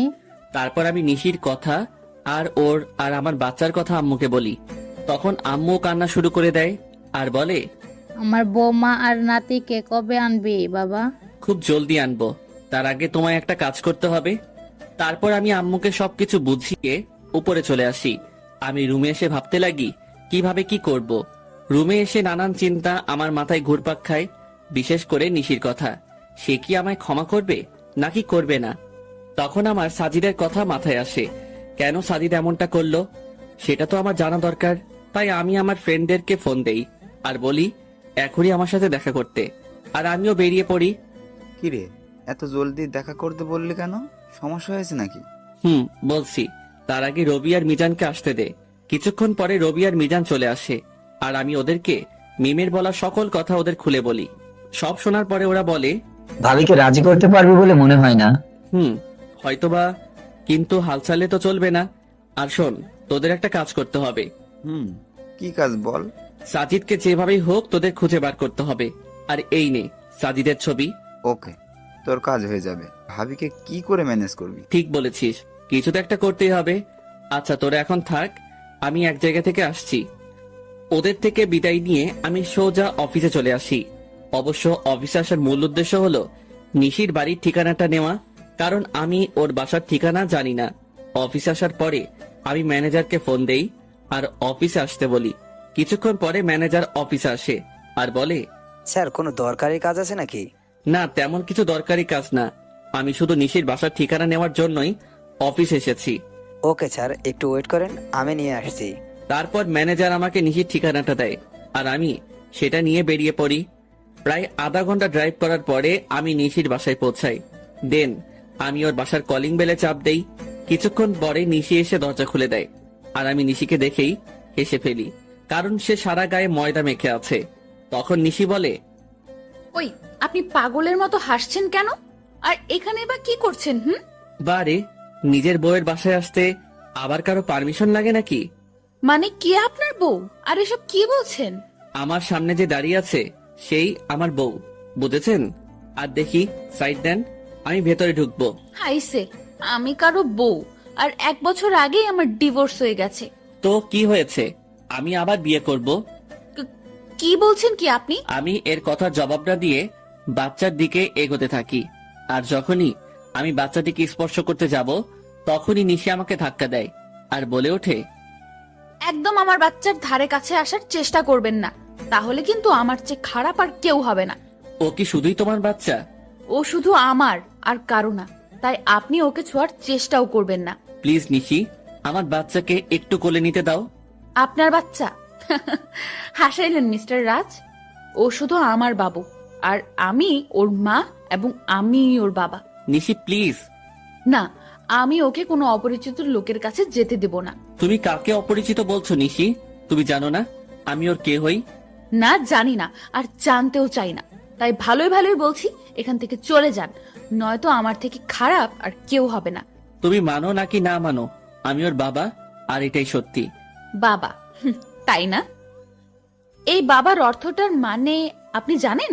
যে নিজের স্ত্রীকে বিলিভ না করে অন্য লোকের কথা শুনে নিজের অন্তঃসত্ত্বা স্ত্রীকে বাড়ি থেকে বের করে দেয়, তার কোনো বাবা হওয়ার যোগ্যতা নেই। বুঝছেন আপনি? নিশি আমি মানছি আমি ভুল করেছি, তাই বলে কি তুমি আমাকে আমার বাচ্চার থেকে আলাদা করে দেবে? আপনি আর একবার ওকে নিজের বাচ্চা বলবেন না। এই 1 বছর আমি ওর বাবা মা দুটোই ছিলাম, আর ভবিষ্যতেও থাকতে পারবো। প্লিজ নিশি আমাকে ক্ষমা করে দাও, এরকম ভুল আমি আর কোনো দিন করব না। এই বলে আমি ওকে নিজের বুকের মাঝে টেনে নেই। নিশি কিছুক্ষণ আমার বুকের মাঝে থেকে পরক্ষণে নিজেকে ছাড়িয়ে নেয় আর বলে, ও বুঝেছি, আপনি কেন এখানে এসেছেন। আপনি আমার শরীরটা ভোগ করতে চান, এই তো? এর আগেও একবার করেছিলেন, তাই না? ওকে, আমি নিজেই আমার সব বিলিয়ে দিচ্ছি, তবুও আপনি আমার আর আমার সন্তানের মাঝখানে আসবেন না। বলেই নিজের শাড়ির আঁচল নিচে ফেলে দিল আর বলল, নিন, শুরু করুন। আমি এবার নিজের রাগকে কন্ট্রোল করতে না পেরে নিশির গালে জোরে একটা চড় মারি আর বলি, তুমি এমনটা ভাবলে কি করে নিশি? তুমি আজ পর্যন্ত এই চিনলে? ঠিক আছে, তুমি যখন বলছো তবে আমি তোমাদের জীবন থেকে অনেক দূরে চলে যাব। তার আগে প্লিজ একবার আমার ছেলেকে আমার কোলে দাও। নিশি কিছুক্ষণ কি যেন একটা ভাবলো, তারপর বলল, শুধু একবার, তার বেশি না। তারপর আমি আমার ছেলেকে কোলে তুলে নিলাম আর ওকে কোলে নেওয়ার পর যেন মনে হলো পুরো পৃথিবীর সুখ আমার কোলের মাঝে আবদ্ধ হয়েছে। কিন্তু এটা বেশি সময় স্থায়ী হলো না। নিশি আমার কোল থেকে বাচ্চাকে কেড়ে নিয়ে বলল, এবার যান, আর কোনোদিন এখানে আসবেন না। আমি কিছু বললাম না, শুধু বললাম নিজেরও বাবুর খেয়াল রেখো। তারপর সেখান থেকে চলে আসলাম। নিশির বাসা থেকে বের হয়ে রাস্তায় আসলাম আর ভাবতে লাগলাম নিশি আমাকে এতটুকু বিশ্বাস করে না। ও কেমন করে ভাবতে পারলো যে আমি ওর শরীরকে না, নিশির সামনে আমি আর কোনোদিন যাব না। নিশিও তো এটাই চাই, তবে তাই হোক। এমন সময় রবির ফোন আসে আর ও বলে, কিরে রাজ, কোথায় আছিস তুই? সেই কখন থেকে ফোন দিয়ে যাচ্ছি। তুই আমার অফিসে এখনই আয়, আর সাথে করে একজন উকিলকেও নিয়ে আসিস। আমি না হয় আসবো, তবে উকিলকে কেন নিয়ে আসবো তাই তো বলবি। এত কথা না বলে তোকে যা বলছি তুই তাই কর। এই বলে আমি ফোন কেটে দেই আর নিজের অফিসে চলে আসি। কিছুক্ষণ পরে রবি আর উকিল আসে। তখন আমি বলি, উকিল সাহেব, আমি একটা উইল করতে চাই। বলুন, কিসের উইল করবেন? আমি এই কোম্পানির অর্ধেক আমার ছেলে আর বাকি অর্ধেক আমার স্ত্রীর নামে করে দিতে চাই, আর সেটা আজ রাতের মধ্যেই। কি বলছিস কি এসব? তোর মাথা ঠিক আছে তো? আমি ঠিক বলছি, আর আমার মাথাও ঠিক আছে। যেহেতু আমার আব্বুর আলাদা কোম্পানি আছে, তাই কোনো প্রবলেম নাই। ওকে, আপনি যখন বলছেন তখন তাই হোক। তারপর উকিল সাহেব সকল ফর্মালিটি পূরণ করে দেয়, আর আমি ম্যানেজারকে ফোন করে বলে দেই যে নিশি এখন থেকে এই কোম্পানির মালিক। তারপর আমি রবিকে বলি, রবি আমার জন্য যত তাড়াতাড়ি পারিস একটা লন্ডনের ফ্লাইটের টিকিট বুক করে দে, আর সেটা আজ রাতের মধ্যে হলেই ভালো হয়। মানে তুই লন্ডনের টিকিট কি করবি? আমি এই দেশে আর থাকবো না, তাই লন্ডনে যাব। কিন্তু কোনো কিন্তু নয়। আর হ্যাঁ, কেউ যেন জানতে না পারে আমি কোথায় আছি। তুই কাউকে বলবি না, এটা আমার কসম। ঠিক আছে। তারপর রবি একটা টিকিটের ব্যবস্থা করে দেয়, আর আমাকে এয়ারপোর্টে থুতেও যায়, আর বলে ওখানে পৌঁছে আমাকে ফোন দিবি, আর আমার সাথে যোগাযোগ বন্ধ করবি না কিন্তু। করব। কিছুক্ষণ পরে আমার ফ্লাইট, তাই আমি প্লেনে গিয়ে বসি, আর প্লেনও টেক অফ করে। যেহেতু আমি লন্ডন থেকে লেখাপড়া শেষ করেছি, তাই এখানে আমার অনেক ফ্রেন্ডই আছে। তাই আমি সেখানে পৌঁছে আমার এক ফ্রেন্ডকে কল দেই, আর সে আমাকে এয়ারপোর্ট থেকে পিক করে নিয়ে যায়। আমার ফ্রেন্ডের লন্ডনে একটা কোম্পানি আছে, তাই সে আমাকে সেখানে কাজ দেয়। আমি লন্ডনে এসেছি 2 দিন হলো। এর মধ্যে শুধু রবির সাথে কথা হয়েছে। অন্যদিকে নিশি প্রায় 2 দিন হলো অফিসে যায় না, আর সে একদিন বিকেলে তার ছেলেকে নিয়ে বাইরে ঘুরতে বের হয়, আর তখনই তার মিমের সাথে দেখা হয়। আর মিম নিশিকে দেখা মাত্র জড়িয়ে ধরে আর কান্না শুরু করে দেয়।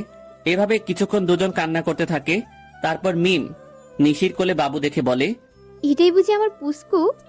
রে, দেখতে তো একেবারে ওর বাবার মতো হয়েছে। প্লিজ মিম, ওর নামটা আর বলবি না। কেন রে? তুই কিছুই জানিস না ও আমার সাথে কি করেছে। আমি সব জানি, রাজ ভাই আমাকে সব বলেছে। তারপর মিম নিশিকে সব সেদিনকার কথা সব খুলে বলে, আর কথাগুলো শুনে নিশিও কান্না শুরু করে দেয় আর বলে, আমি কিভাবে পারলাম ওর সাথে খারাপ ব্যবহার করতে? তাহলে কি সেদিন ও এই কথাই বলতে এসেছিল? তুই কি বলছিস? আমি কিছুই বুঝতে পারছি না। কাইন্ডলি একটু পরিষ্কার করে বলবি যে কার সাথে খারাপ ব্যবহার করেছিস? বলছি। তারপর নিশি সেদিন ঘটে যাওয়া ওর আর রাজের সকল ঘটনাগুলো বলে। সব কথা শোনার পরে মিম বলে, যা হওয়ার হয়ে গেছে, তুই কালকে গিয়েই রাজ ভাইয়ার কাছে মাপ চাইবি। ও কি আমায় মাফ করবে? অবশ্যই করবে। আর এখন বাড়িতে যা, কাল দেখা হচ্ছে। তারপর নিশি ও তার ছেলে বাড়িতে চলে আসে। বাড়িতে আসার পর থেকেই নিশি অনেকটা খুশি, যার মূল কারণ ভালোবাসার মানুষকে ফিরে পাওয়া। নিশি ভাবতে শুরু করে দিয়েছে কালকে কি হবে, কিন্তু নিশি হয়তো এটা জানে না যে কালকে তার জন্য কি অপেক্ষা করছে। পরের দিন সকালে নিশি একদম রাজের পছন্দ মতো সাজে। নীল শাড়ি, নীল চুড়ি, হালকা মেকআপ, কিন্তু ঠোঁটে কোনো প্রকার লিপস্টিক দেয়নি, কারণ রাজ লিপস্টিক দেওয়া পছন্দ করে না। সাজগোজ শেষে নিশি নিজেকে নিজে দেখেই লজ্জা পায়, কারণ আজ প্রায় 1 বছর পরে ও এরকমভাবে সাজলো। কিছুক্ষণ নিজেকে আয়নায় দেখার পরে নিশি অফিসের উদ্দেশ্যে রওনা দেয়। অফিসে পৌঁছে নিশি অবাক হয়ে যায়, কারণ সবাই নিশিকে সালাম দিচ্ছে, কিন্তু এসব নিয়ে নিশির কোনো মাথা ব্যথা নেই। সে শুধু তার প্রিয় মানুষটির অপেক্ষা করতে লাগলো। নিশি অফিসে এসেছে প্রায় ঘন্টাখানেক হলো, কিন্তু এখনো রাজ আসে নাই। তাই এবার নিশির বেশ চিন্তা হচ্ছে। তাই সে ম্যানেজারের কাছে যায় আর বলে, আচ্ছা, এখনো রাজ অফিসে আসে নাই কেন? রাজ স্যার তো গত 3 দিন ধরে অফিসে আসছে না ম্যাম। মানে অফিসে আসে না কেন? আর আপনি আমাকে ম্যাম কেন বলছেন? অফিসের বসকে ম্যাম বলবো না তো কি বলবো? কি বলছেন এসব? আর কে এই অফিসের বস? আপনি আমাদের অফিসের নতুন বস, আর এই অফিস আপনারও আপনার ছেলেরও নাম রাজ। স্যার লিখে দিয়ে গেছেন। মানে লিখে দিয়ে গেছেন? কোথায় গেছেন উনি? সেটা তো আমি জানি না। আর গত 3 দিন ধরে ওনার ফোনটাও বন্ধ দেখাচ্ছে। কি বলছেন এগুলো? ওনার ফোন বন্ধ দেখাচ্ছে মানে? আমি ঠিক বলছি। ম্যানেজারের কথা শুনে নিশি ধপাস করে চেয়ারে বসে পড়ে আর ভাবতে লাগে, তাহলে কি আবার রাজকে হারিয়ে ফেললো? না, এ হতে পারে না। আমি রাজকে কিছুতেই হারাতে দিব না। তারপর নিশি অফিস থেকে বের হয়ে যায় আর ওর বাসায় চলে যায়। বাসায় গিয়ে নিজের ছেলেকে নিয়ে রাজের বাসায় চলে আসে। আর যেহেতু রাজের মা জানে যে নিশি আর রাজের একটা ছেলে আছে, তাই তিনি নিশিকে দেখা মাত্র কাছে টেনে নেয় আর বলে, কোথায় ছিলে মা? এতদিন আমাদের কথা কি একবারও মনে পড়েনি? মনে তো অনেক পড়েছে, কিন্তু আসার অধিকারটা ছিল না। হয়েছে, আর বলতে হবে না। আর এটা কি আমার দাদু ভাই? আম্মু। তারপর সবাই মেহমুদকে নিয়ে ব্যস্ত হয়ে পড়ে। কিছুক্ষণ পর নিশি বলে, আম্মু, তোমার ছেলেটা কই গো? আমাকে অনেক জ্বালিয়েছে, আজ তার বদলা নিব। মানে রাজ তোর সাথে আসে নাই? সে তো বলেছিল তোকে নিয়ে বাসায় আসবে, তাই আমি ওকে কোনো ফোন দেই নাই। ও 3 দিন ধরে আমার সাথে দেখাই করে নাই, আর অফিসেও যায় নাই, তাই আমি মনে করলাম যে ও বাসায়ই আছে। এখন রাজের আম্মুও কান্না করছে। তারা সবাই ভাবছে যে রাজ কোথায় গেল। অন্যদিকে রাজ লন্ডনে গিয়ে তার বন্ধুর বাসায় উঠেছে, আর আজ তার অফিসের প্রথম দিন, তাই সে অফিসের জন্য তৈরি হয়ে বের হয়ে আসে। তারপর রাজ আর ইব্রাহিম, রাজের বন্ধু, অফিসের উদ্দেশ্যে রওনা দেয়। অফিসে পৌঁছে রাজ অবাক না হয়ে পারল না। আরে রাজ, কেমন আছো তুমি? আলহামদুলিল্লাহ ভালোই আছি। তুমি কেমন আছো? ভালো ছিলাম না, কিন্তু এখন থাকবো। মানে তুমি কি বললে বুঝতে পারলাম না। আমি বললাম যে আমিও ভালো আছি। তা আঙ্কেল আন্টি কেমন আছে? তারাও ভালোই আছে, যদিও আমি জানি না যে তারা কেমন আছে। তা কি মনে করে তোমাদের কোম্পানি ছেড়ে এখানে জয়েন করলে? এমনি গো, তেমন কিছু না। ওকে রাজ, তোমার সাথে পরে কথা হবে। এখন একটা মিটিং আছে, তাই যেতে হবে। বাই। এখন আপনারা হয়তো ভাবছেন নীলাকে আর আমি বা নীলাকে কেমন করে চিনি, তাই তো? তাহলে শুনুন, নীলা, আমি আর ইব্রাহিম একই সাথে পড়তাম, তাই আমি আর ওকে চিনি। আর আমি নীলাকে সবসময় নিজের বন্ধুই ভাবতাম, কিন্তু একদিন নীলা আমাকে এসে প্রপোজ করে, কিন্তু আমি এসব পছন্দ করতাম না, তাই আমি ওকে নিষেধ করে দেই। কিন্তু নীলা আমায় প্রতিদিন প্রপোজ করতে থাকে, তাই আমি তাকে বলে নেক্সট টাইম যদি সে আমায় প্রপোজ করে তাহলে আমি ওর সাথে আর বন্ধুত্ব রাখতে পারবো না। তাই সেদিনের পর থেকে নীলা আমায় আর প্রপোজ করে নাই। এর মধ্যে আমার লেখাপড়া শেষ হয়ে যায়, তারপর আমি দেশে ফিরে আসি। আর বাকিটুকু তো আপনারা জানেন। নীলা যাওয়ার পরে আমি ইব্রাহিমকে বলি, কি রে, এটা তো তোর কোম্পানি, তাহলে নীলা এখন কার বস কিভাবে? এটা আমার কোম্পানি, কিন্তু এর মালিক আমরা দুজন, আমি আর নীলা। তো তুই আমাকে আগে বলতে পারলি না যে এখানে নীলাও আছে? তাহলে আসতি না, তাই তো? এর জন্যই তো নীলার কথা আমি তোকে আগে বলিনি। বেশ করেছিস। এখন এখান থেকে দূর হ, আমার কাজ আছে। তারপর আমি কাজ করতে শুরু করলাম। বিকেলের আগে আমার সব কাজ শেষ হয়ে যায়, তাই আমি একটু অফিসে চারপাশটা ভালো করে ঘুরে দেখছিলাম। তখন পেছন থেকে কেউ আমার কাঁধে হাত রাখে। আমি তখন পেছনে ফিরে দেখি নীলা দাঁড়িয়ে আছে। এখানে দাঁড়িয়ে কি করছো রাজ? কিছু না, শুধু চারপাশে প্রকৃতি দেখছিলাম। ও চলো, আজ আমি আর তুমি একসাথে ডিনার করব। তা কি করে হয় বলো? সব হয়। কিছুক্ষণ পরে নীলা গাড়ি একটা রেস্টুরেন্টের সামনে দাঁড় করায়, আর আমরা সেখানে ডিনার শেষ করি। ডিনার করার সময় আমাদের অনেক কথাই হয়। তারপর নীলাই আমাকে বাড়িতে পৌঁছে দেয়। বাড়িতে আসার পরে আমি সোজা ওয়াশরুমে চলে যাই, আর কিছুক্ষণ পরে ফ্রেশ হয়ে বেরিয়ে আসি। আর তখনই আমার রবির কথা মনে হয়। আজ সারাদিন ওকে একবারও ফোন দেওয়া হয়নি, তাই আমি দেরি না করেই ওকে ফোন দেই। আর ফোন ধরার পর রবি বলে, কেমন আছিস ভাই? এই তো ভালোই আছি, তুই কেমন আছিস? আমিও ভালো আছি। আমার বাড়ির সবাই কেমন আছে? কেউ ভালো নেই, তুই যাবার পরে সবাই কেমন যেন হয়ে গেছে। আর আন্টি তোর জন্য প্রায় পাগল হয়ে গেছে। তুই ফিরে আয় ভাই। সময় হলেই আমি ফিরে আসবো। আর নিশি আর আমার বাবু কেমন আছে রে? নিশি তো বাদ দে নিশির কথা, তুই ভালো থাকিস আর আমার পরিবারকেও দেখে রাখিস। এই কথাগুলো বলেই আমি ফোনটা কেটে দেই। সে রাতে আমার আর ঘুম আসলো না। পরের দিন থেকে আমি আবার নতুন জীবন শুরু করার ব্যর্থ চেষ্টা করি। সকালে ফ্রেশ হয়ে ইব্রাহিমের সাথে অফিসে চলে যাই। আর অফিসে পৌঁছে নীলা বলে, রাজ কেমন আছো? এই তো ভালো, তুমি কেমন আছো নীলা? আমিও ভালো আছি। কাজের চাপ বেশি দেয়নি তো তোমায়? আরে না, এতটুকু কাজ করার অভ্যাস আমার আছে। ও আচ্ছা, তোমার কাজ শেষ হলে আমি আর তুমি এক জায়গায় যাব, কেমন? সেটা না হয় যাব, কিন্তু যাবেটা কোথায়? সেটা গেলেই দেখতে পারবে। আমিও আর বেশি না ভেবে কাজে মন দিলাম। আর কাজ করতে করতে কখন বিকেল হয়ে গেছে জানতেই পারি নাই।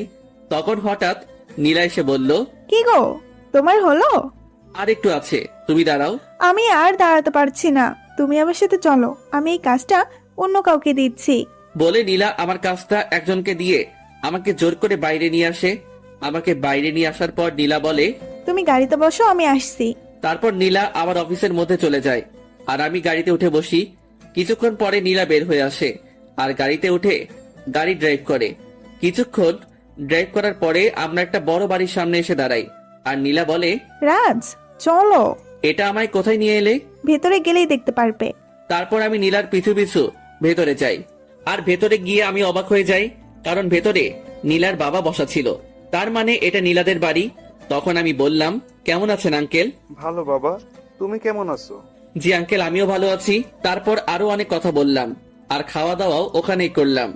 নীলা রাতে আমাকে ইব্রাহিমের বাসায় থুয়ে যায়, তাই আমিও ফ্রেশ হয়ে ঘুমিয়ে পড়ি।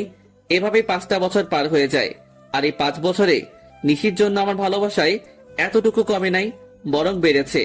তো প্রতিদিনের মতো আজ অফিসে গেলাম, আর অফিসে পৌঁছানোর পর নীলা আমার কাছে এসে বলল, শোনো রাজ, আমরা আগামীকাল বাংলাদেশে যাব, সেখানে একটা মিটিং আছে, আর আমার সাথে তুমিও যাবে। তাই তোমার যা যা প্রয়োজনীয় তুমি আজ বাসায় গিয়ে প্যাকিং করে নাও, আর কাল সকালে আমাদের ফ্লাইট। ওকে ঠিক আছে। কেন জানি আমি ওকে মানা করতে পারলাম না, হয়তো অনেকদিন পর দেশে ফিরবো, এর জন্যই। সেদিনকার মতো অফিস করে বাসায় চলে আসলাম। তারপর আমি আমার কিছু জিনিস প্যাকিং করে রাখলাম। পরের দিন সকালেই আমি আর নীলা বাংলাদেশে চলে আসলাম, আর আমি ওখানকার যে কোম্পানির সাথে মিটিং হবে সেখানে গেলাম। আমি সেখানে গিয়ে আরো বেশি অবাক হয়ে যাই, কারণ এটা আর কারো না, আমার বাবার কোম্পানি, যার সাথে আমাদের মিটিং হবে। আমি কি করব তাই ভেবে পাচ্ছিলাম না। একবার মনে করলাম যে মিটিংটা অ্যাটেন্ড করব না, কিন্তু পরক্ষণে কি যেন হলো। আমি মিটিং প্লেসে চলে গেলাম। সেখানে গিয়ে আমি দেখি আমার বাবা একটা চেয়ারে বসা আছে, আর তার চেহারাটা কেমন যেন শুকিয়ে গেছে। তো আমি সেখানে গিয়ে সবার সাথে মত বিনিময় করলাম। আর আমি যখনই বাবার কাছে গেলাম, তখন বাবা আমাকে দেখা মাত্র জড়িয়ে ধরলো আর বলল, কোথায় ছিলি বাবা এতদিন? আমাদের কথা কি তোর একটুকু মনে পড়ে নাই? বাবা, অনেক মনে পড়েছে, কিন্তু আমি যে অপারক ছিলাম। এখন আমার সাথে তুই বাসায় যাবি, তোকে দেখলে তোর আম্মু অনেক খুশি হবে। আব্বু, আমি যাব।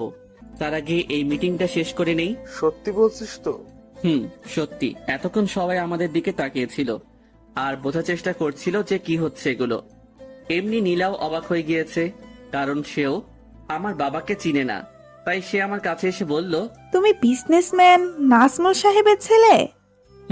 তুমি এত বড় বিজনেসম্যানের ছেলে হয়ে আমাদের কোম্পানিতে একজন সাধারণ স্টাফ হয়ে কাজ কেন করছিলে? এর একটা কারণ আছে, যেটা তুমি জানো না। কি কারণ আছে রাজ? মিটিং শেষ হোক, তারপর না হয় বলি। ওকে ঠিক আছে। নীলার অবাক হওয়ায় স্বাভাবিক, কারণ এই 5 বছরে আমি নীলাকে একবারের জন্য আমার আসল পরিচয়টা বলি নাই। যদিও সে জানতো আমাদের একটা কোম্পানি আছে। তারপর আমরা মিটিং শেষ করে বাহির হইলাম, আর তখনই আমার চোখ গেল একটা বাচ্চার উপর। বয়স আর কত হবে, 5-6 বছর হয়তো, কিন্তু ওকে দেখে মনে হচ্ছে কতদিনের না চেনা।